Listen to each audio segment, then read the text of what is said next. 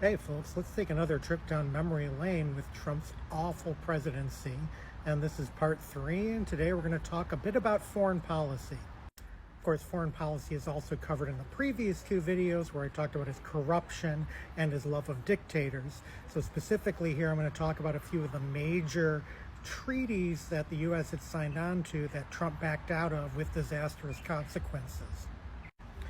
And there are other foreign policy aspects that are so awful that I'll probably save those for another video. First up, let's talk about Trump withdrawing from the U.S.-Iran nuclear deal.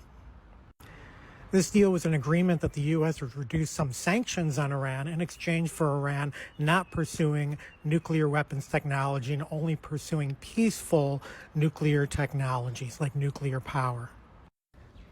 Trump claimed that he backed out of the deal because it was a horrible deal that wasn't working, all evidence to the contrary. And in backing out, he wanted to reopen negotiations with Iran, which never happened and never worked. And so the renewed sanctions did nothing, but Iran extended its nuclear stockpile. And Tehran has advanced enough now in re-pursuing nuclear weapons technology that it's cut in half the amount of time it needs to produce a nuclear weapons-grade bomb. Basically, the original Iran nuclear deal, which seemed to be working, was very much a carrot sort of deal that said that, hey, we will reduce some of the punishment on your country if you agree to our terms. Trump replaced it with a, we are just going to punish you until we do what we want policy, which failed miserably. And backing out of the deal eroded our credibility in the world because now other countries have no reason to believe us when we make a deal with them, that deal won't be backed out of immediately. You might ask why Trump backed out of this deal, and there are 3 reasons that were given in this BBC News article. Let's look at 2 of them in particular. One reason that Trump hates the deal is just because he hates Obama, and he hates everything that Obama did, and he spent a lot of his presidency trying to undo things that Obama accomplished, like the Iran nuclear deal. Another reason is that he loves Benjamin Netanyahu of Israel, and so he was trying to curry favor with Netanyahu and ally with him, even though it wasn't in U.S. best interest to withdraw from the treaty. And the third reason that was given is simply that Trump had different advisors who gave him different advice once he was in office. Next up, we have Trump's appalling withdrawal from the Paris Climate Accord that was also negotiated during the Obama administration. And that basically means that global warming in the U.S. has not been dealt with as adequately during Trump's term. The goal of the treaty was to keep global average temperatures from increasing by more than 2 degrees Celsius by the end of the century, and that was dealt a severe blow by withdrawing from the agreement. And it was working in the U.S. under Obama. Our emissions went down, and it didn't really damage our economy at all when that happened. Research organizations have said that Trump's rollback of our climate policies probably added a huge amount of greenhouse gases and caused further damage to our climate and more risk to us. Now we can expect more climate change fueled storms like Hurricane Helene, which carved a huge swath through Florida and the Carolinas and Georgia. Finally, let's note that Trump has threatened regularly and repeatedly to pull out of our NATO alliance.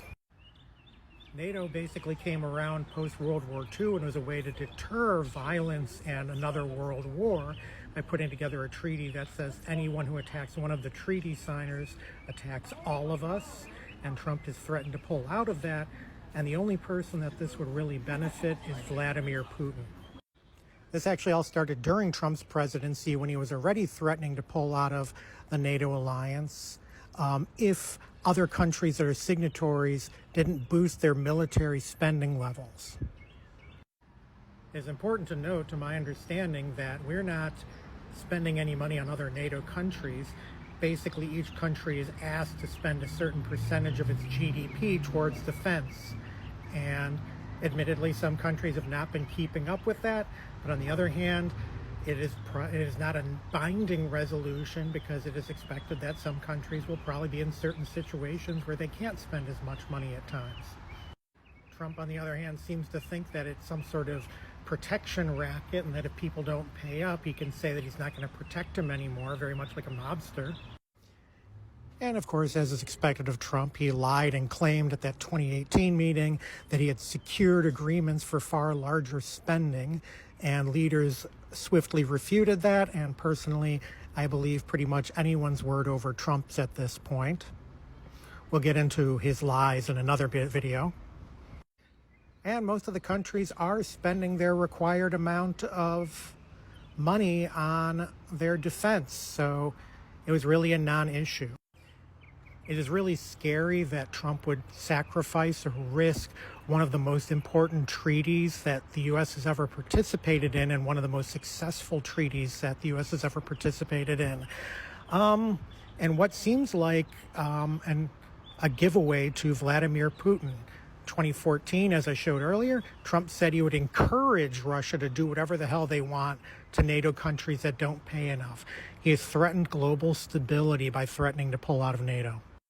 Finally, it's worth noting that Donald Trump and his followers claim that he was a super respected leader while he was in office, and the U.S. was respected again during his time in office. We have video evidence that basically indicates that that was not the case.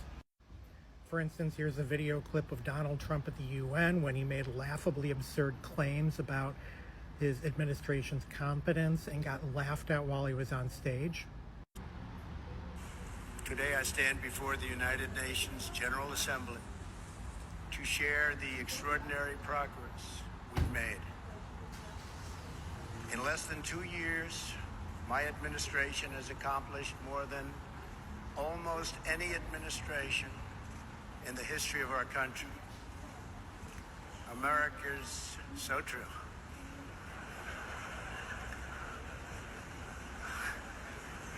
Didn't expect that reaction, but that's okay. And then we have this other case where Trump was mocked behind his back by various European leaders for his tardiness at meetings and his insistence on doing really long-winded press conferences. Prime Minister Justin Trudeau and his French counterpart have been caught on camera allegedly gossiping about President Donald Trump at a reception at Buckingham Palace.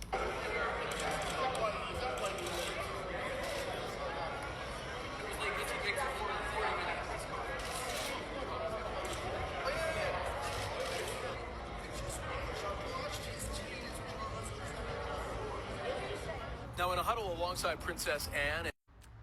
So he wasn't really respected by anybody. He was considered pretty much a bull in a china shop, just wrecking things because he could, violating and disrupting international order.